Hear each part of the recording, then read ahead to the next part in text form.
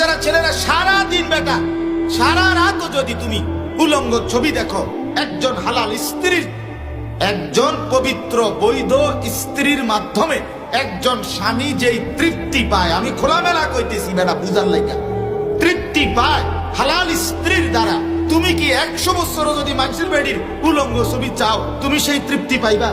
তো তুমি কিত্তা হুদা হাও বেডি চাও, তুমি এই প্লাস্টিক চাইয়া লাভ কি? কথা কর নাম।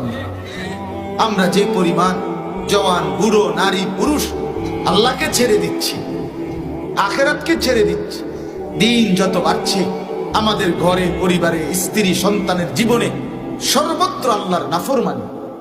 আমাদের চোখের সামনে ছেলের বউ পর্দা করে না, আমরা মেনে নিচ্ছি। নিজের বিবি পর্দা করে না, আমরা মেনে নিচ্ছি। আমাদের চোখের সামনে আমাদের 16 বছরের ছেলে, আপন সন্তান, আহা আমার ঘরে ঘুমায়, কোনদিন ফজরের নামাজ পড়ে না, আমরা এটা মেনে নিচ্ছি। এটা মুসলমান হয় কেমন? মুসলমানের আখলাক এভাবে হয় কেমন?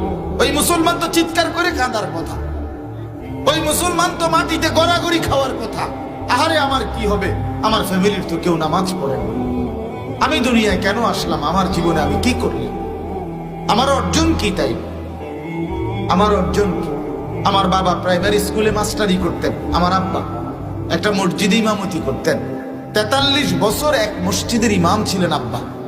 আলহামদুলিল্লাহ, বাবার এই কষ্টের অল্প কয়টা টাকা দিয়া সারাটা জিন্দেগি কষ্ট করে, আমরা তো 5 ভাই, আলহামদুলিল্লাহ 5 ভাইকে আল্লাহ আব্বা আলেমে দ্বীন বানাইছে।